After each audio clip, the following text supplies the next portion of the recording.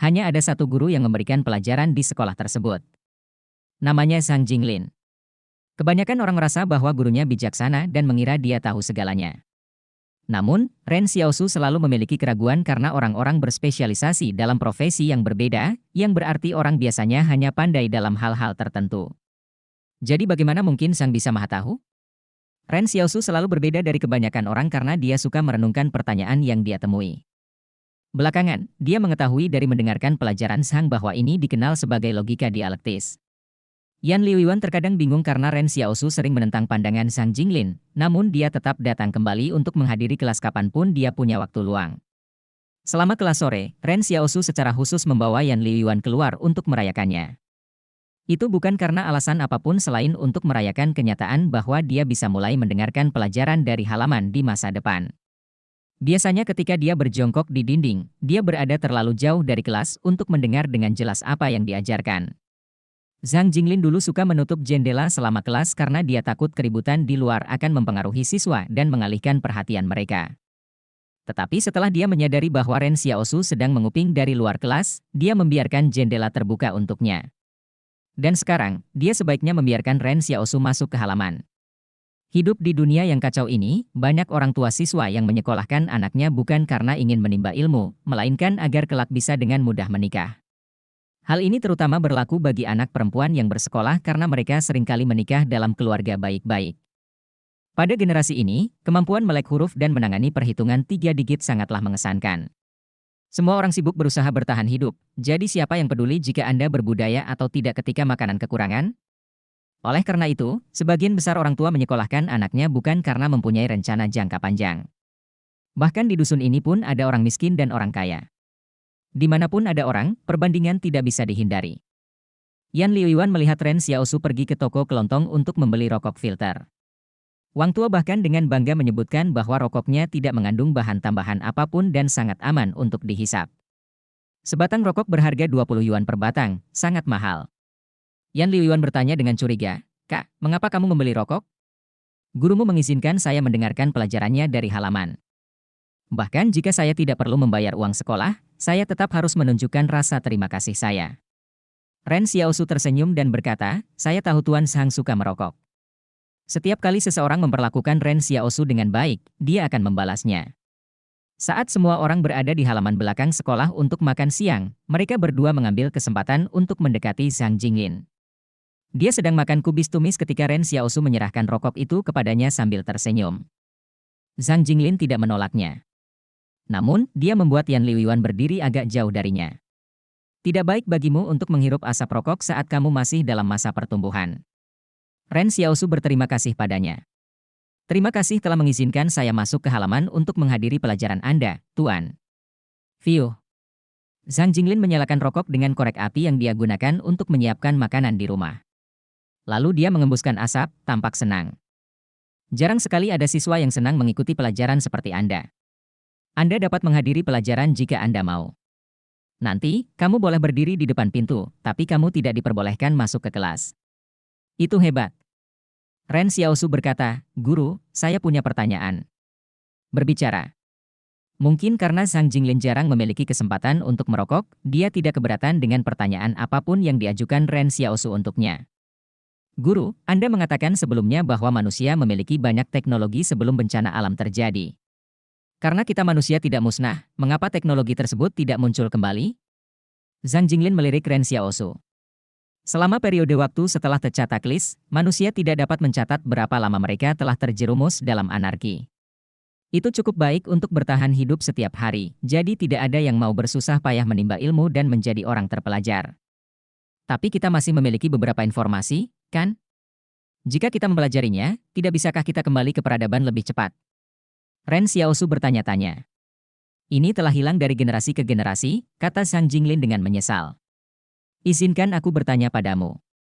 Jika saya memberi Anda serangkaian instruksi untuk membuat pesawat terbang, apakah Anda dapat membuatnya? Bukannya saya telah mempelajari cara melakukannya sebelumnya. Meskipun mendapatkan instruksi dapat menghemat banyak waktu, saya tetap harus memulai dari awal," kata Ren Xiaosu. "Itu benar. Semua orang memulai dari awal." Zhang Jinglin melihat sisa rokoknya, merasa sedikit sedih. Sepertinya dia sedang memutuskan apakah akan terus merokok. Dia bermaksud menyimpan sisa separuh rokoknya untuk dihisap di lain waktu. Tetapi jika dia mematikan rokok di depan Ren Xiaosu dan Yan Liuyuan, bukankah itu berarti dia kehilangan muka? Ren Xiaosu masih ragu. Bagaimana mungkin tidak ada seorang pun yang bisa mengatasi kesulitan ini dan melakukan penelitian serta menambah pengetahuan lagi selama bertahun-tahun? Mereka yang mencoba semuanya meninggal karena kelaparan, kata Zhang Jinglin. Mungkinkah semua pengetahuan itu benar-benar hilang dari generasi ke generasi? Ren Xiaosu tidak bisa menerimanya. Zhang Jinglin memandang Ren Xiaosu dengan serius kali ini dan berkata dengan tajam, mereka dimiliki oleh sejumlah kecil orang. Cukup. Zhang Jinglin berdiri dan berkata, jangan membahas masalah ini lebih jauh. Sudah waktunya untuk kelas. Ren Xiaosu mengganggu Zhang Jinglin dengan pertanyaan terakhir. Guru, kapan tembok benteng itu dibangun? Dan mengapa mereka membangunnya? Setelah Tecataclis, hewan liar merajalela. Dahulu kala, bahkan ada serangan serangga. Oleh karena itu, manusia terpaksa membangun tembok tinggi untuk menghindari bahaya, jelas Zhang Jinglin. Tetapi meskipun hewan telah berevolusi, mereka tidak benar-benar melakukan serangan terhadap manusia. Ren Xiaosu penasaran dengan hal ini. Monyet masih merupakan hewan omnivora, dan burung pipit masih suka makan biji-bijian, jadi mereka tidak akan secara aktif mencoba membuat makanan dari manusia. Di Cincin, tempat umat manusia tinggal di Stronghold 113, sebagian besar hewan yang lebih ganas sebenarnya telah diisolasi di luarnya. Semakin tinggi jumlah benteng, semakin berbahaya tempat tersebut. Misalnya, Stronghold 178 yang legendaris seringkali menemui banyak korban setiap tahunnya saat mereka mencoba mengusir binatang buas dari sekitar wilayah mereka. Sedangkan Stronghold 113 dianggap sebagai kawasan pedalaman. Masih banyak bahaya yang mengintai di hutan belantara, seperti kawanan serigala yang dia temui sebelumnya. Namun, bukan tidak mungkin untuk mengatasinya. Jadi kenapa masih ada tembok menjulang tinggi yang dibangun di tempat berkumpulnya manusia dalam jumlah besar seperti ini? Zhang Jinglin tersenyum dan berkata, selama bahaya masih ada di luar, para pengungsi harus bergantung pada benteng untuk mencari nafkah. Dengan cara ini, kubu tersebut akan memperoleh banyak tenaga kerja murah. Apakah menurut Anda organisasi-organisasi yang mengendalikan benteng-benteng tersebut tidak mempunyai kemampuan untuk menghilangkan bahaya-bahaya yang ada di luar sana? Senjata api dan bahan peledak yang dimiliki manusia lebih kuat dari yang Anda bayangkan. Tapi mengapa mereka ingin menghilangkannya? Mereka sama sekali tidak menimbulkan ancaman terhadap organisasi. Ren Xiaosu tenggelam dalam pikirannya. Meskipun dia sudah dewasa melebihi usianya, masih ada beberapa hal yang belum dia alami. Karena itu, diperkirakan dia tidak dapat memahaminya. Ini juga yang menjadi alasan mengapa dia begitu haus akan ilmu. Zhang Jinglin melanjutkan, mereka tidak akan merobohkan tembok. Mengapa kelompok-kelompok yang memiliki kepentingan di balik tembok menyerahkan benteng yang memberi mereka superioritas kelas alami? Zhang Jinglin kemudian pergi untuk mengambil baju ganti. Ren Xiaosu bertanya, Guru, mengapa kamu mengganti pakaianmu? Pakaianmu sebelumnya tidak kotor sama sekali. Zhang Jinglin menyesuaikan kerah bajunya dan menjawab, pakaian yang saya kenakan sebelumnya berbau asap rokok. Tidak baik bagi siswa jika mereka menciumnya. Rasa hormat Yan Liuyuan terhadapnya semakin dalam, tetapi Ren Xiaosu tiba-tiba merasa sedikit tidak bahagia. Jadi, tidak apa-apa bagiku untuk menciumnya? Bukannya kamu baru saja memintaku untuk menjauh darimu, kan? Zhang Jinglin berpikir lama. Enyah. Tiba-tiba, Ren Xiaosu mendengar suara berbicara lagi dari istana di benaknya, quest, haus akan pengetahuan bukanlah hal yang buruk. Tapi Anda harus mengajari orang lain apapun yang telah Anda pelajari. Ren Xiaosu tercengang. Dia tidak sepenuhnya memahami apa yang harus dia lakukan dalam pencarian ini. Selama kelas sore, para siswa merasa sangat segar ketika mereka melihat Ren Xiaosu, yang beberapa tahun lebih tua dari mereka, berdiri di luar pintu. Itu membuat banyak siswa menoleh untuk melihatnya. Zhang Jinglin harus mengetuk papan tulis beberapa kali sebelum dia dapat menarik perhatian siswa.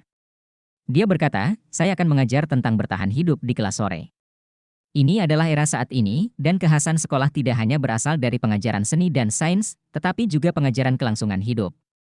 Namun, Zhang Jinglin selalu merasa jengkel saat mengajarkan pelajaran ini, karena dia tidak berpengalaman bertahan hidup di alam liar. Oleh karena itu, untuk sebagian besar pelajaran ini, dia hanya bisa mengajarkannya sesuai dengan apa yang tertulis di buku-buku yang dilestarikan dari masa lalu.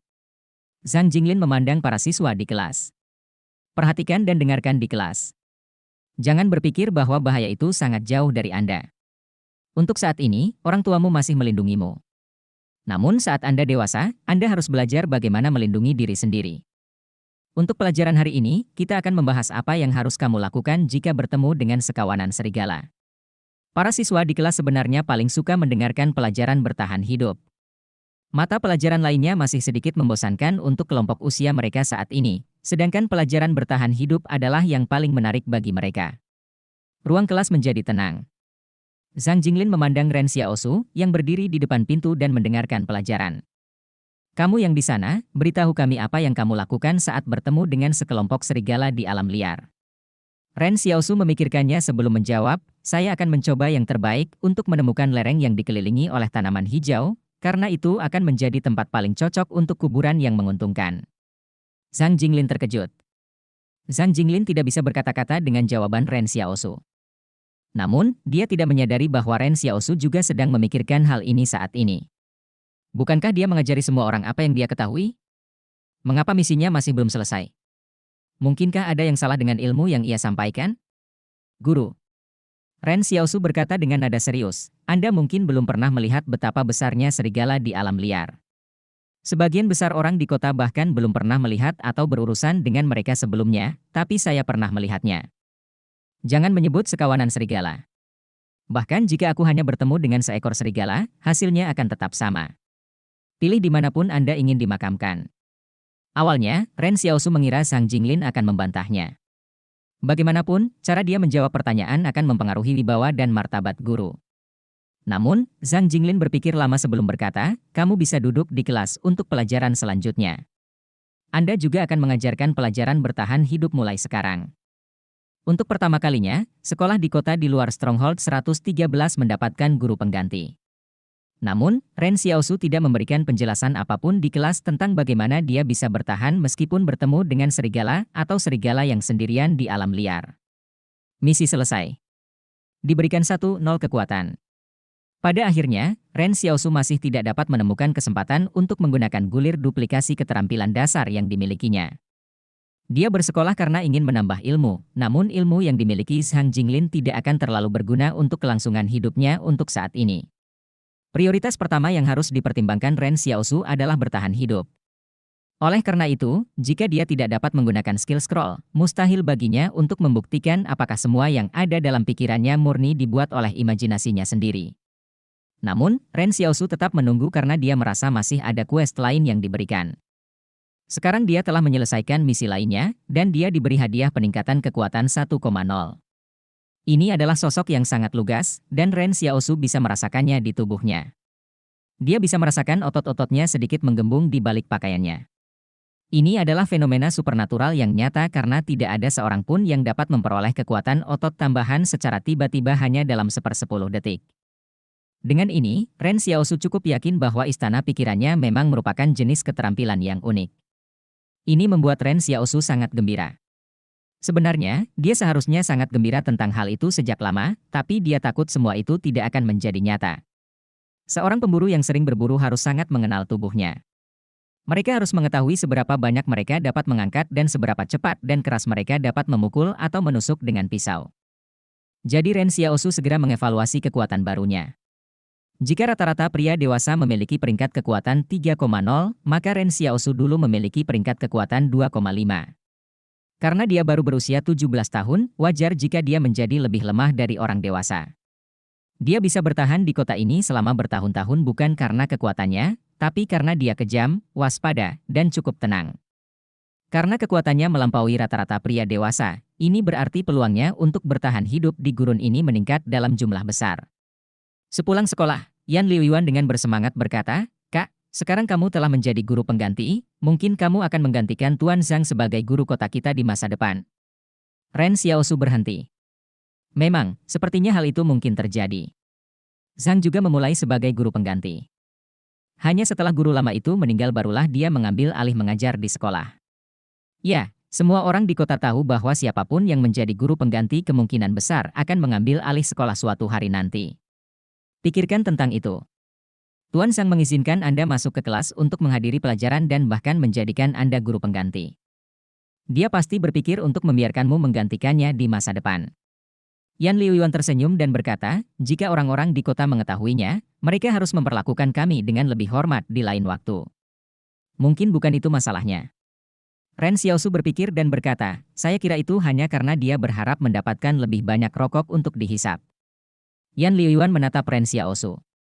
Kak, apakah kamu serius? Sebenarnya, bukan ide buruk jika aku benar-benar menjadi guru sekolah. Ren Xiaosu berkata, ketika saya mendapatkan posisi itu, saya akan menyerahkannya kepada Anda. Dengan begitu, kamu malah akan menjadi guru sekolah, kan? Ren Xiaosu sebenarnya tidak pernah berpikir untuk menjadi guru sekolah, tapi itu bukan karena dia meremehkan profesinya. Jika dia membencinya, dia tidak akan berpikir untuk menyerahkan posisi itu kepada Yan Liuyuan. Sebaliknya, ia merasa sama sekali tidak cocok dengan profesi tersebut. Jika dia benar-benar tidak memiliki kesempatan untuk memasuki benteng di masa depan, maka hutan belantara akan menjadi satu-satunya tempat tersisa di mana dia bisa benar-benar berada. Ren Xiaosu membayangkan masa depan di mana dia menyerahkan posisi guru sekolah kepada Yan Liuyuan saat mereka berjalan, tetapi dia tidak menyadari Yan Liuyuan melambat. Melihat punggung Ren Xiaosu, Yan Liuyuan merasakan perasaan yang tak terlukiskan. Tangan pemuda ini masih dibalut perban, dan meski lidahnya tajam, ia akan selalu meninggalkan yang terbaik untuknya. Ketika Ren Xiaosu berbalik dan menyadari bahwa Yan Liuyuan telah tertinggal jauh, dia membentak, apa yang kamu lakukan? Ayo cepat! Yang akan datang! Di luar benteng, asap putih terus-menerus mengepul dari cerobong asap pabrik ke langit. Saat matahari terbenam menyinari punggung mereka, seolah-olah mereka tidak perlu khawatir dalam hidup. Dalam perjalanan pulang, Ren Xiaosu dan Yan Liuyuan tiba-tiba melihat sekelompok orang keluar dari benteng. Ada sekitar 14 orang dalam kelompok itu, dan separuh dari mereka mengenakan pakaian mewah dengan berbagai warna, sementara separuh lainnya terdiri dari orang-orang yang mengenakan seragam tempur tentara swasta yang dipekerjakan oleh pengawas Stronghold 113. Kelihatannya sepertinya perjalanan mereka akan ditemani oleh tentara, jadi tidak heran mereka berani pergi ke tempat seperti Pegunungan Jing. Orang-orang ini sebenarnya tidak membutuhkan panduan dengan nilai tempur. Mereka hanya membutuhkan seseorang yang mengetahui jalannya. Namun, Ren Xiaosu tidak menganggap pasukan swasta itu kuat hanya karena mereka dipekerjakan oleh pengawas benteng 113.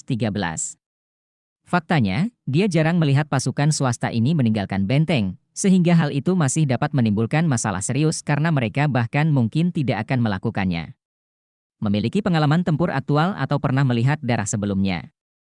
Ren Xiaosu melihat beberapa pasukan swasta merokok dengan filter, yang jarang terlihat di kota. Bau tipis asap rokok melayang. Ren Xiaosu dengan jelas bisa mencium bau aneh. Dia ingat Wang Tua menyebutkan bahwa banyak rokok yang dibagikan oleh pabrik mengandung zat adiktif yang ditambahkan ke dalamnya untuk membuat orang mabuk. Ren Xiaosu bingung mengapa pasukan swasta merokok sesuatu seperti itu ketika profesi mereka mengharuskan mereka untuk tetap berpikiran jernih. Dia telah menyaksikan orang-orang menjadi gila karena menghisap rokok ini, dan pasukan swasta sepertinya hanya menghisap rokok dengan kualitas yang lebih baik. Perlahan, kerumunan orang di kota berkumpul. Ini karena orang-orang ini memiliki wajah yang sangat bersih sehingga sangat kontras dengan wajah orang-orang di kota. Kak, apakah air di benteng melimpah sehingga mereka bisa mencuci muka setiap hari? Yan Liuyuan berkedip dengan kilau di matanya. Tidak perlu iri pada mereka. Minyak di wajah kita bertindak sebagai lapisan pelindung kulit kita, Ren Xiaosu menghibur tanpa benar-benar berusaha. Tapi kemudian dia menyadari kehadiran unik di antara sekelompok orang itu. Ada seorang gadis yang memakai topi sangat rendah sehingga dia tidak tahu berapa umurnya. Dia mengenakan pakaian yang relatif normal yang terlihat longgar namun pas. Ren Xiaosu fokus padanya karena rasanya seperti bertemu dengan binatang buas di alam liar saat dia melihatnya. Ada yang mencurigakan pada orang-orang ini, dan Ren Xiaosu mempercayai intuisinya. Ren Xiaosu dan Yan Liuyuan menghentikan langkah mereka, menonton dari jauh.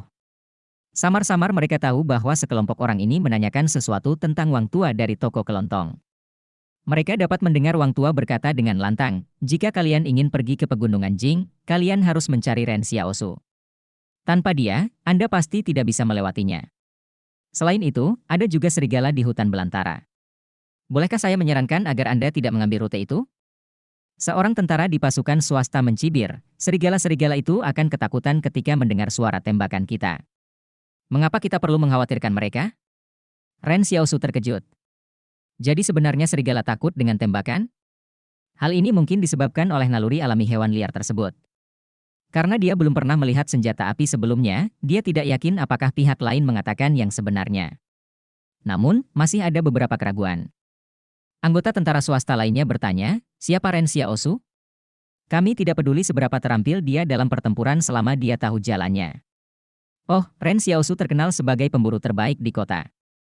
Dia mengetahui sebagian besar rutenya, jadi tidak masalah jika Anda memintanya untuk memimpin. Wang tua tersenyum dan berkata, percayalah, dia pasti pilihan yang tepat. Tapi ada yang salah dengan kepala anak itu. Setelah mendengar semua ini, Ren Xiaosu berbalik dan membawa Yan Liyuan pergi. Apakah putra Wang tua ada di kelasmu juga? Anak gendut itu?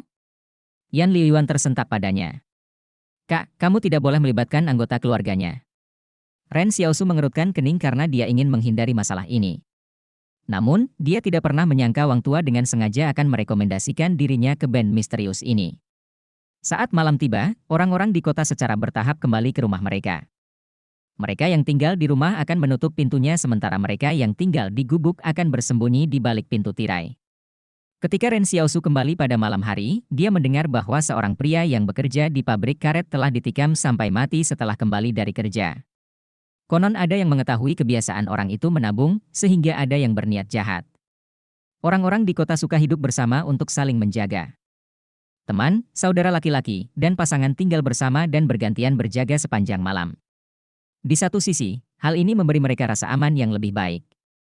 Ini juga bagaimana Ren Xiaosu dan Yan Liyuan bekerja sama pada awalnya. Namun ada pula yang menjadi korban dari orang yang berpasangan dengannya.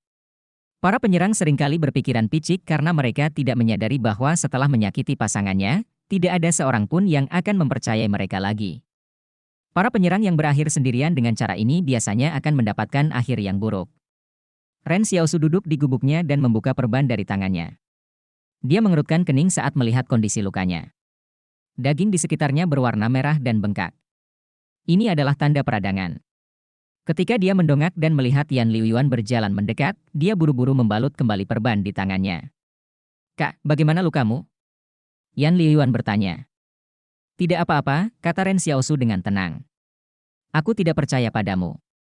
Coba saya lihat, kata Yan Liyuan sambil mencoba melepaskan perban yang baru saja dibungkus ulang oleh Ren Xiaosu. Aku bilang aku baik-baik saja. Ren Xiaosu mendorong Yan Liyuan menjauh. Jika keadaannya memburuk, saya akan pergi membeli obat. Jangan berbohong padaku. Anda mencoba menahannya sebelumnya, kata Yan Liyuan kesakitan. Ren Xiaosu menghela nafas. Jangan khawatir. Saya tidak akan menganggap hidup saya sebagai lelucon. Di alam, predator biasanya tidak berburu dengan seenaknya karena mereka memahami satu prinsip, jika mereka terluka meski hanya sedikit, hal itu bisa menyebabkan kematian. Jika bahkan hewan pun dapat memahami hal ini, bagaimana mungkin Ren Xiaosu tidak? Gan, ada 2 buah kentang yang disembunyikan di bawah kursi. Oh, di sini juga ada 3 pil. Bukankah ini pil antiinflamasi yang ingin Anda beli hari ini? Bentuknya persis seperti yang kita lihat di toko. Yan Liyuan terkejut. Apakah kamu menaruhnya di sana? Tidak. Ren Xiaosu menggelengkan kepalanya saat dia melihat ketiga pil itu. Ini pastinya adalah pil antiinflamasi. Kalau begitu, kakak Xiaoyu pastilah yang menaruhnya di sana. Dialah satu-satunya orang yang kuberitahu tentang cederamu. Yan Liyuan menyeringai sambil menyerahkan kentang kepada Ren Xiaosu. Kakak Xiaoyu sangat baik padamu. Mengapa kamu tidak menikahinya? Ren Xiaosu melakukan pengambilan ganda. Kamu benar-benar mengubah pendirianmu dengan cepat, ya? Saat dia memberi kita sesuatu untuk dimakan, Anda memujinya. Tapi kalau tidak ada apa-apa, kamu mulai menjelek-jelekannya. Hehe. Yan Liyuan mengunyah kentang dengan berisik. Biasanya mereka tidak mendapat makan malam. Ren Xiaosu berkata bahwa seseorang harus makan sarapan yang lezat dan makan siang yang lengkap, tetapi makan di malam hari berdampak buruk bagi tubuh. Ini adalah pepatah yang diturunkan dari sebelum tercatat list. Sebenarnya, Ren Xiaosu tahu alasan tidak makan malam saat ini adalah karena mereka miskin. Kawan. Ren Xiaosu berbalik. Dia tiba-tiba menyadari bahwa Yan Liyuan menundukkan kepalanya dan terdengar sedikit sedih. Dia bertanya, ada apa? Apakah kamu masih ingat ketika kamu kembali ke sini setelah diserang oleh kawanan serigala tahun lalu? Seseorang diam-diam memberi kami obat yang akhirnya membantu Anda bertahan dari cobaan ini, kata Yan Liyuan. Tentu saja aku ingat. Saya selalu berusaha mencari tahu siapa orang itu, kata Ren Xiaosu. Kakak Xiaoyu mungkin juga memberi kita pil itu. Yan Liuan berkata, tempat persembunyian pilnya persis sama. Ren Xiaosu tenggelam dalam pikirannya. Tiba-tiba, Ren Xiaosu mendengar langkah kaki dari luar. Ada banyak orang. Sangat jarang orang melakukan perjalanan di jalanan kota pada malam hari. Tapi Ren Xiaosu sudah menebak siapa mereka dan apa motif mereka. Alasan mengapa band ini harus melewati pegunungan Jing kali ini adalah seperti yang diperkirakan Ren Xiaosu. Para prajurit dari pasukan swasta memang sedang menjalankan misi lain. Pengawas Stronghold 113 telah menemukan beberapa informasi yang membuktikan bahwa pegunungan Jing sebenarnya terbentuk setelah pergerakan tektonik lempeng bumi yang parah, jadi ini bisa berarti bahwa sesuatu dari sebelum bencana alam masih dapat ditemukan di sana. Kelompok itu mengetahui tentang Ren Xiaosu dari toko kelontong Wang Tua. Meskipun mereka ragu-ragu dengan penyakit mentalnya, mereka juga menanyakan beberapa sumber lain, dan hampir semua orang merasa bahwa Ren Xiaosu adalah kandidat terbaik untuk bertindak sebagai pemandu mereka. Beberapa dari mereka bahkan bertanya-tanya apa hebatnya Ren Xiaosu ini yang membuatnya begitu terkenal di kota. Didorong oleh rasa ingin tahu, mereka terus melakukan penyelidikan lebih lanjut. Akhirnya, mereka mendapat jawaban yang ambivalen. Ren Xiaosu tampaknya satu-satunya orang di sekitar sini yang selamat dari serangan serigala dan masih berhasil kembali ke kota hidup-hidup. Tahun lalu, ketika Ren Xiaosu kembali ke kota setelah sesi berburu, dia hampir berada di ambang kematian. Tubuhnya mengeluarkan darah karena luka yang ditimbulkan oleh serigala dengan cakar mereka. Tidak peduli betapa kejamnya orang-orang di kota, mereka tidak akan melakukan hal buruk terhadap pemuda yang sedang sekarat. Semua orang memandang dengan acuh tak acuh dari pinggir lapangan. Meskipun semua orang mengira Ren Xiaosu pasti akan mati malam itu, dia tiba-tiba berhasil melewatinya dan bahkan hidup dengan baik sampai sekarang. Para anggota band tertarik mempelajari bagaimana pemuda itu berhasil bertahan hidup. Wang Tua tersenyum dan berkata bahwa itu sepenuhnya karena Yan Liuan yang pergi dari rumah ke rumah untuk meminta makanan sambil berlutut. Pada akhirnya, Ren Xiaosu selamat. Bahkan sepertinya seseorang telah memberinya obat, tapi tidak ada yang tahu siapa orang itu. Semua orang di kota tahu bahwa Ren Xiaosu selamat dari cobaan itu, tetapi hal itu juga membuatnya sakit kepala sejak hari itu dan seterusnya. Ngomong-ngomong, Wang Fugui, seseorang dari kelompok itu berkata kepada Wang Tua yang mendampinginya, apa maksudmu dengan, ada yang salah dengan kepalanya? Tidak apa. Aku baru saja mengatakannya. Wang Tua berkata sambil tersenyum ketika kerutan muncul di wajahnya, ini bukan masalah besar. Ini bukan sesuatu yang serius. Lihat, tempatnya ada di depan. Wang Tua hanya berani berjalan-jalan di malam hari jika dia ikut bersama orang-orang penting yang berasal dari benteng ini. Pada saat ini, dia dengan sengaja berbicara dengan suara yang lebih keras seolah-olah dia sengaja ingin memberitahu penduduk kota bahwa dia, Wang Tua, memiliki hubungan yang luar biasa dengan orang-orang penting di benteng ini. Xiaosu, cepatlah keluar. Anda punya VIP, teriak Wang Tua sambil tertawa. Tiba-tiba, pintu tirai gubuk itu terlempar ke samping. Ren Xiaosu dengan senang hati menggenggam tangan Wang Tua dan berkata kepadanya, "Selamat. Ayah dan anak keduanya baik-baik saja." Bayinya berbobot 3,24 kg. Wang Tua bingung, begitu pula kelompok dan prajurit dari pasukan swasta. Seorang anggota band menunjuk ke arah Ren Xiaosu dan memandang Wang Tua. Bagaimana kamu bisa menyebut ini baik-baik saja padahal dia sakit mental? Lagi pula, apa maksudnya ayah dan anak sama-sama baik-baik saja? Bukankah seharusnya ibu dan anak keduanya baik-baik saja? Anggota band itu berkata dengan marah, Wang Fugui, tahukah kamu apa konsekuensi berbohong kepada kami? Apakah ini yang kamu sebut baik-baik saja? Begitu dia selesai berbicara, anggota band berbalik dan pergi. Mereka memiliki ekspektasi terhadap Ren Xiaosu yang legendaris, tetapi pada akhirnya, mereka mengetahui bahwa dia hanyalah orang gila. Tidak heran orang-orang di kota mengatakan ada yang tidak beres dengan kepala Ren Xiaosu. Nah, bukankah apa yang mereka katakan ternyata benar? Ren Xiaosu berdiri di pintu masuk gubuknya saat dia melihat band itu pergi.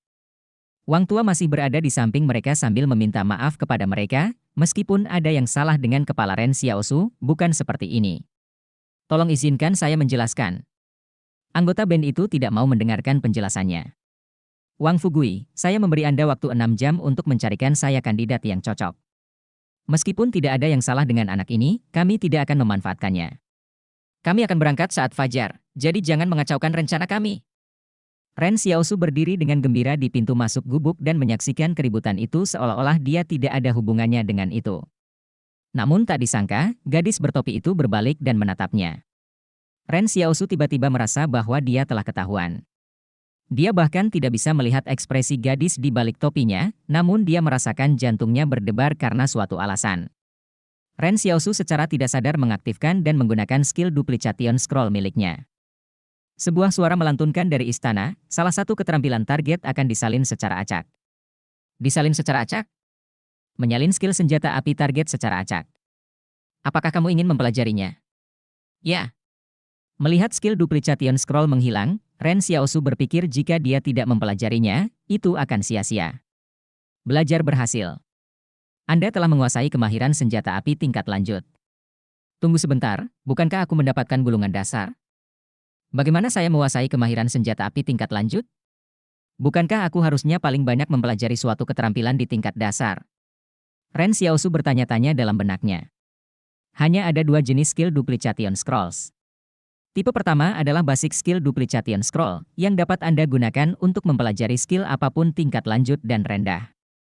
Jenis gulungan kedua adalah gulungan duplikasi keterampilan master, yang dapat Anda gunakan untuk mempelajari keterampilan tingkat master, asalkan Anda juga telah mencapai keterampilan tingkat lanjut.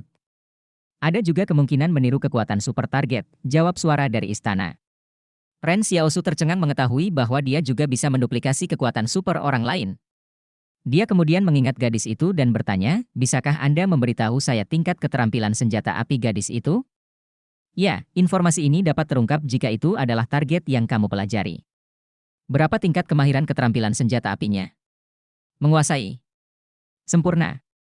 Gulir duplikasi keterampilan dasar memungkinkan pengguna mempelajari keterampilan dasar atau lanjutan secara acak dari target. Sementara itu, Master Skill Duplication Scroll memungkinkan untuk mempelajari keterampilan tingkat master, asalkan keterampilan tersebut berada di tingkat lanjutan. Bahkan ada peluang untuk mempelajari kekuatan super pihak lain. Level-level ini sepenuhnya dinilai oleh istana itu sendiri. Meskipun istana menyebutkan sesuatu tentang peluang sukses, Ren Xiaosu sedikit bersemangat dengan kemungkinan mempelajari kekuatan super orang lain. Ren Xiaosu dan Yan Liuan pernah mendiskusikan apakah beberapa negara adidaya lebih unggul dari yang lain. Beberapa orang terlahir sebagai pejuang sementara yang lain terlahir sedikit lebih lemah. Orang seperti Ren Xiaosu, yang perlu bertahan hidup di hutan belantara, akan merasa bahwa negara adidaya yang menyerang lebih kuat. Namun, keterampilan Yan Liuan bergantung pada elemen keberuntungan, jadi dia tidak bisa ikut serta dalam pertempuran. Oleh karena itu, Ren Xiaosu bersikeras pada keyakinannya bahwa hanya ada jenis negara adidaya yang berbeda, tidak ada yang lebih unggul dari yang lain. Tapi sekarang, skill yang bisa meniru skill orang lain. Betapa unggulnya itu? Namun, Ren Xiaosu bingung dengan gadis bertopi itu. Ketika Ren Xiaosu menerima kemahiran senjata api tingkat lanjut, sejumlah besar pengetahuan senjata api disalurkan ke dalam pikirannya. Seolah-olah ilmu itu telah diintegrasikan ke dalam dirinya. Dia mendapatkan perasaan naluriah terhadap subjek tersebut. Apa yang dia miliki bukan hanya pengetahuan tentang berbagai jenis dan model senjata api, cara membongkar, merawat, dan menggunakannya, tetapi juga naluri untuk membidiknya. Ren Xiaosu bahkan tahu seberapa besar dampak yang dimiliki setiap jenis senjata. Jika dia diberikan senjata sekarang, selama itu ditutupi oleh pengetahuan senjata api tingkat lanjut yang dia peroleh, dia tidak akan berbeda dengan seorang profesional yang telah berlatih selama bertahun-tahun. Mengenai akurasi, mendapatkan skor 9,5 ke atas pada jarak 100 meter sepertinya menjadi standar untuk kemahiran senjata api tingkat lanjut. Ini sedikit mengejutkan Ren Xiaosu, tetapi belum terlalu menggembirakan. Lagi pula, dia tidak membawa pistol di tangannya.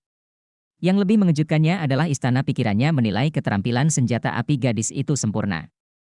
Ren Xiaosu tidak dapat membayangkan betapa menakjubkannya keterampilan tingkat master, apalagi memikirkan apa yang bisa dia lakukan jika dia menyempurnakan keterampilan tersebut. Seseorang seperti dia ada di sebuah band?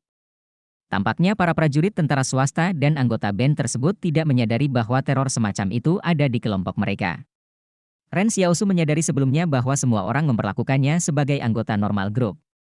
Gadis itu mungkin tidak menyangka bahwa Ren Xiaosu akan menggunakan metode misterius seperti itu untuk mendapatkan akses ke rahasianya. Dia membuat keputusan bijak untuk keluar dari kelompok ini demi misi mereka. Pada saat yang sama, Ren Xiaosu sangat senang mengetahui rahasia orang lain. Kak, kenapa kamu terus menatap punggungnya? Yan Liuan bertanya sambil menjulurkan kepalanya keluar dari gubuk. Ren Xiaosu menyeringai lebar. Dia berbalik dan menatap Yan Liuan. Tepat ketika dia hendak bertingkah laku seperti kakak laki-laki yang berkuasa, tirai pintu dari sebelah dibuka. Seorang wanita bertanya, punggung siapa? Di mana? Yan Liuyuan dan Ren Xiaosu tercengang. Orang yang keluar dari gubuk sebelah ternyata adalah Xiaoyu. Yan Liuyuan bertanya-tanya, kakak Xiaoyu, mengapa kamu ada di gubuk sebelah? Xiaoyu menyisir rambutnya dan berkata sambil tersenyum, saya pindah ke sini dan akan menjadi tetangga Anda mulai sekarang. Di mana keluarga beranggotakan 3 orang yang tinggal di sini? Yan Liuyuan bertanya, kemana mereka pergi? Saya bertukar rumah dengan mereka, jelas Xiaoyu. Yan Liuyuan menarik Ren Xiaosu ke samping dan berbisik, Kak, kakak Xiaoyu telah melakukan investasi besar kali ini. Dia dulu tinggal di rumah bata. Ren Xiaosu tidak mengatakan apa-apa saat dia menundukkan kepalanya dan langsung kembali ke gubuk. Yan Liuyuan tersenyum pada Xiaoyu sebelum menarik kepalanya kembali ke gubuk juga. Kak, kamu masih perawan kan? Yan Liuyuan bertanya. Ren Xiaosu menatap Yan Liuyuan dan berkata, Liuyuan, karena kamu tidak muda lagi, saya ingin mendidikmu tentang hal ini. Yan Liuyuan duduk tegak dan menjadi serius. Baiklah, Kak, tanyakan padaku apakah ada yang belum kamu mengerti. Sebelum Yan Liuyuan selesai, dia ditendang ke tanah oleh Ren Xiaosu. Tapi Yan Liuyuan tidak marah. Dia terus tertawa. Kamu benar-benar menjadi lebih berani, ya? Ren Xiaosu meletakkan tempat tidur dan berkata, lakukan yang terbaik untuk tidak memprovokasi kakak Xiaoyu, dan jangan mencoba menjodohkan kami. Kami bahkan tidak bisa menangani diri kami sendiri, jadi di mana kami punya waktu untuk mengkhawatirkan orang lain. Oke, jawab Yan Liuyuan dengan patuh. Tapi dia memberi kami kentang dan obat-obatan, dan dia juga sangat mengkhawatirkanmu. Apakah kamu benar-benar akan mengabaikannya? Ren Xiaosu berpikir sejenak sebelum berkata, hal terpenting dalam menjadi manusia adalah jujur dan memiliki hati nurani yang bersih. Namun jika hati nurani kita terasa sakit, kita harus meyakinkan diri kita sendiri bahwa hal tersebut tidaklah benar. Yan Liuyuan bingung. Ketika Ren Xiaosu mulai berbicara, Yan Liuyuan bersiap untuk diceramahi olehnya. Tetapi ketika Ren Xiaosu selesai, Yan Liuyuan sangat tercengang. Mungkin seperti inilah Ren Xiaosu. Di era seperti ini, orang seperti Ren Xiaosu mungkin akan bertahan hidup lebih baik daripada kebanyakan orang. Namun, Yan Liuyuan sama sekali tidak keberatan dengan orang seperti apa Ren Xiaosu itu. Keributan dan kehati-hatian Ren Xiaosu yang terus-menerus adalah karena pelajaran dan pengalaman yang ia peroleh melalui banyak luka yang ia terima di masa lalu. Namun, Yan Liuyuan tahu bahwa Ren Xiaosu masih menyimpan beberapa hal yang ingin dia katakan. Saat ini, suara kasar terdengar dari luar gubuk. Itu ditujukan kepada tetangga baru mereka, Xiaoyu. Xiaoyu, aku baru tahu kamu pindah ke sini ketika aku baru saja mengunjungimu. Aku membawakanmu rokok. Ren Xiaosu dan Yan Liuyuan saling memandang dan mengerutkan kening. Mereka mendengar Xiaoyu berkata, saya tidak menyediakan layanan seperti itu lagi. Haha. Seolah-olah orang bersuara kasar itu mendengar sesuatu yang lucu. Jika Anda tidak melakukan hal seperti itu lagi, bagaimana Anda bisa bertahan? Siapa yang akan menyuplaimu rokok di masa depan? Lepaskan saya. Xiaoyu terdengar marah. Mereka berdua rupanya sedang berkelahi. Sesuatu robek. Kedengarannya seperti pakaian seseorang robek. Ketika Yan Liuyuan menoleh untuk melihat Ren Xiaosu, dia melihat Ren Xiaosu masih mengerutkan kening. Lalu dia berkata dengan berbisik, Kak, pergi dan bantu dia. Ren Xiaosu berdiri dan melepaskan ikatan pisau tulang dari betisnya. Mengangkatnya tinggi-tinggi, dia keluar dari gubuk. Tepat pada saat ini, kunci mesin tik kuningan di dalam istana pikiran Ren Xiaosu mulai mengetikkan kata-kata ke perkaman kulit. Suara dari istana megah itu melantunkan pada saat yang sama, quest, bantuan. Dia mencibir dalam pikirannya dan menyela suara dari istana. Bahkan tanpa quest ini, aku akan tetap membantunya. Sejak Ren Xiaosu keluar dari gubuknya sambil memegang pisau, hanya butuh 2 detik baginya untuk bergegas mendekati pria itu. Ren Xiaosu tidak mengucapkan kata-kata ancaman seperti, lepaskan dia, atau, sentuh dia lagi jika kamu berani, karena dia tahu bahwa tindakan yang tidak perlu dapat menyebabkan kegagalan. Yang perlu dia lakukan hanyalah menggunakan solusi paling sederhana untuk memecahkan masalah paling sederhana. Ketika sosok Ren Xiaosu yang ramping namun kuat berlari seperti seekor caeta, pria itu segera mengeluarkan pisau dari pinggangnya dan menebas Ren Xiaosu. Semua orang di kota akan membawa senjata pertahanan diri. Pria itu mulai tertawa mengejek di benaknya karena dia hampir 1 kepala lebih tinggi dari Ren Xiaosu. Lebih jauh lagi, dia memegang senjata logam sungguhan, bukan hanya pisau tulang. Namun, pada saat berikutnya, tawa mengejeknya terhenti. Sudah menjadi rahasia umum bahwa senjata logam akan mengalahkan pisau tulang meskipun binatang buas itu telah memperoleh struktur kerangka yang sekuat baja. Namun sekuat baja bukan berarti itu baja. Senjata jarak dekat tidak dilarang di kota, tapi hampir tidak mungkin mendapatkan senjata logam yang bagus. Meskipun beberapa industri perlahan-lahan mengejar kembali standar sebelum tercetak list, saat ini mereka masih dibatasi oleh kurangnya sumber daya. Ren Xiaosu muncul di hadapan pria itu dalam sekejap. Lari cepatnya dimulai dengan kaki kirinya menyentuh tanah sementara otot-otot di kaki kanannya menegang dan menopang beban tubuhnya. Kedua kakinya kini mencengkeram tanah saat dia memusatkan seluruh kekuatannya di sana untuk dorongan maksimal. Kemudian, seperti arus listrik, dia membiarkan kekuatan ini mengalir melalui dirinya dari pinggang ke atas dan ke lengannya. Ren Xiaosu mengayunkan pisaunya secara diagonal ke atas begitu keras sehingga dia hampir membuat celah tepat di kegelapan malam, memotong selokan di seluruh daratan. Dentang! Pisau tulang dan senjata logam saling bertabrakan. Para penonton yang diam-diam menonton tercengang saat melihat kedua pisau itu patah menjadi dua pada saat yang bersamaan. Mereka hanya mengira pisau tulangnya akan patah. Pada saat itu, Ren Xiaosu melemparkan pisau tulang itu ke samping tanpa ragu-ragu saat pria itu terkejut. Tindakan membuang pisau ini dilakukan dengan gerakan cepat setelah diayunkan. Seolah-olah Ren Xiaosu mengira itu akan pecah. Jelas dia punya rencana lain sejak awal. Dia meraih pergelangan tangan pria itu dan meninjunya dengan keras dengan tangan lainnya tepat di saraf ketiaknya satu. Pria itu mencoba melepaskan diri dari genggamannya tetapi tiba-tiba menyadari bahwa pemuda itu jauh lebih kuat darinya. Bagaimana ini bisa terjadi? Bukankah lawannya masih muda? Pemuda ini mungkin hanya setinggi lehernya. Namun, ketika pria itu memperhatikan otot-otot keras di sekitar leher Ren Xiaosu, dia menyadari bahwa itu adalah kekuatan murni. Saraf aksila membentang sekitar 3 cm di sekitar lengan atas dan ketiak, namun pukulannya tidak perlu mendarat tepat karena ukuran kepalan tangannya cukup untuk menutupi segala penyimpangan. Area ini merupakan salah satu kelemahan tubuh manusia. Ketika saraf aksila menerima trauma berat 1, neuropati 2 dapat terjadi. Mengingat saraf sebagai kabel listrik, trauma semacam itu dapat menyebabkan saraf aksila menghasilkan pelepasan sinyal listrik yang tidak terkendali sehingga dapat mengganggu transmisi sinyal yang akurat. Ketika otak kelebihan beban oleh sinyal-sinyal tersebut, ia akan mengirimkan sinyal rasa sakit. Sinyal yang berlebihan juga menyebabkan anggota tubuh menerima sinyal yang campur aduk.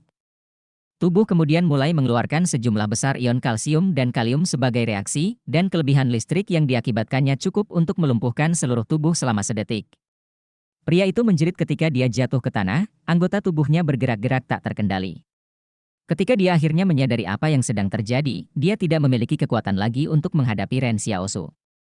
Ren Xiaosu berdiri diam di sampingnya dan tampak seperti sedang memikirkan sesuatu. Pria itu ternganga beberapa saat sebelum memohon belas kasihan. Saya tidak akan menyimpan dendam. Tolong biarkan aku pergi. Aku akan melupakan kejadian hari ini. Orang pintar manapun pasti tahu bahwa hidup mereka ada di tangan Ren Xiaosu. Jadi dia tidak boleh berteriak dan berteriak dengan kasar dan tidak masuk akal, tapi biarkan saja nanti saja. Ren Xiaosu memandang Xiao Yu. Siapa dia? Dia mandor tambang batu bara. Dia juga yang memimpin kelompok yang menikam seseorang hingga tewas di kota tadi malam. Sejak dia mendengar pria itu punya kebiasaan menabung, dia mulai mendapat ide karena dia punya hutang judi.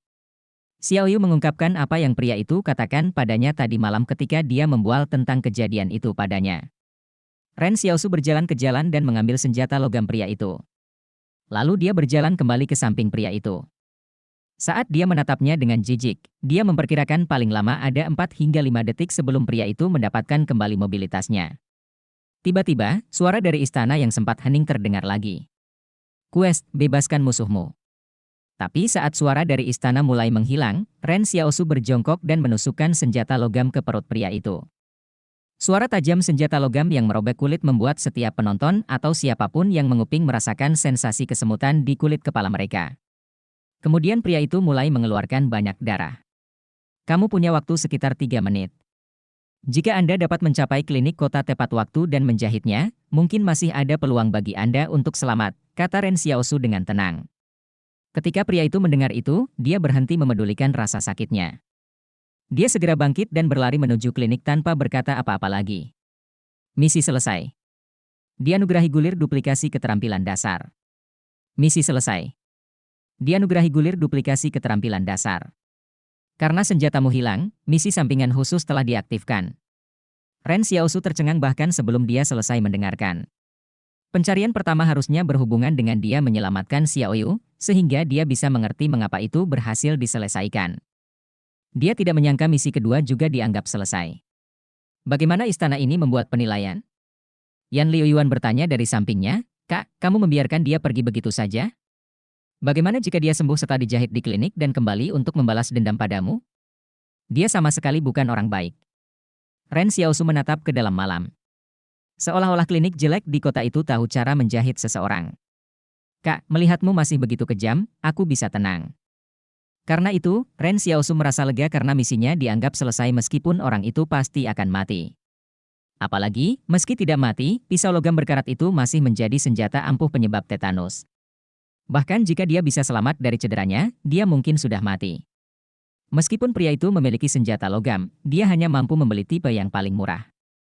Ren Xiaosu mungkin tidak akan mematahkan pisaunya jika tidak. Orang seperti Ren Xiaosu memiliki seperangkat prinsip pribadi yang tidak akan menyimpang darinya. Meskipun dia memiliki kekuatan super sekarang, hal itu tidak akan mengubah caranya dalam melakukan sesuatu. Jika dia harus berubah, itu karena keinginannya sendiri. Tidak ada orang lain yang bisa memaksanya melakukan itu. Oleh karena itu, sepertinya kriteria apakah suatu misi selesai tidak terlalu ketat. Yang benar-benar dipedulikan istana adalah sikap yang ditunjukkan Ren Xiaosu. Saat ini, beberapa orang di gubuk sepanjang jalan mulai berbisik. Faktanya, selama bertahun-tahun, mereka mengetahui betapa kejamnya Ren Xiaosu. Meski begitu, mereka dikejutkan dengan kejadian hari ini. Ini karena fisik kedua petarung saat ini terlalu berbeda. Selain itu, kekuatan yang ditunjukkan oleh Ren Xiaosu sama sekali tidak kalah dengan mandor. Faktanya, dia mungkin lebih kuat dari orang lain. Sungguh sulit dipercaya. Seseorang bergumam pelan di salah satu gubuk, "Lihat, aku bilang jangan memprovokasi dia." Ren Xiaosu pergi untuk mengambil pisau tulang yang menemaninya selama lebih dari setahun. Umurnya akhirnya berakhir. Dia berbalik dan menatap Xiaoyu. Di malam hari, Xiaoyu tampak sedikit lembut. Faktanya, Xiaoyu 8 tahun lebih tua dari Ren Xiaosu, tetapi saat ini, sepertinya dia lebih muda 8 tahun dari Ren Xiaosu. Ren Xiaosu dengan bak-bakan bertanya, "Bisakah kamu berhenti merokok?" Xiaoyu mengangguk penuh semangat. Hal-hal itu tidak membuat ketagihan karena mereka hanya menambahkan sedikit biji kopi ke dalamnya. Wang tua menyebutkan bahwa proporsi zat tambahan sangat rendah, jadi masih mungkin untuk berhenti jika Anda benar-benar menginginkannya, kata Ren Xiaosu sambil berjalan ke pintu gubuk Xiaoyu dan berjongkok. Dia menusukkan setengah dari pisau tulang putihnya dengan kejam ke dalam lumpur, hanya menyisakan sebagian kecil di atas tanah. Para penonton yang memiliki pemikiran tidak bermoral tentang Xiaoyu segera membatalkan gagasan itu. Di kota, separuh dari pisau tulang ini sekarang melambangkan keinginan seseorang. Tidak ada seorang pun yang mau mengambil keputusan terburu-buru dan akhirnya menyinggung Ren Xiaosu yang kejam. Ren Xiaosu berbalik dan berkata kepada Xiaoyu, "Tetapi ada sesuatu yang ingin saya jelaskan. Meskipun aku sangat tampan, meskipun aku tidak mungkin di antara kita." Xiaoyu tampak terkejut. "Aku hanya melihatmu sebagai adik laki-laki." Giliran Ren Xiaosu yang tercengang. "Hahaha, ini canggung sekali." Ren Xiaosu segera membawa Yan Liuyuan kembali ke gubuk mereka. Dia menatap Yan Liuyuan saat mereka berjalan kembali. "Ini semua salahmu yang selalu mengoceh omong kosong tentang hal itu padaku." Yan Liuyuan diam-diam berbalik dan mengedipkan mata ke arah Xiaoyu. Ketika Xiaoyu melihat wajah Yan Liuyuan, dia mulai tertawa. Semua perasaan tidak bahagianya sepertinya lenyap begitu saja. Dia berjongkok di tanah dan menatap separuh pisau tulang itu untuk waktu yang lama sebelum tidur dengan senyuman di wajahnya. Sementara itu, Ren Xiaosu menutup matanya dan mengamati secara detail bagian dalam istana. Dia juga memeriksa apa yang diketik mesin tik pada perekaman kulit. Sebuah pencarian sampingan? Sangat menarik.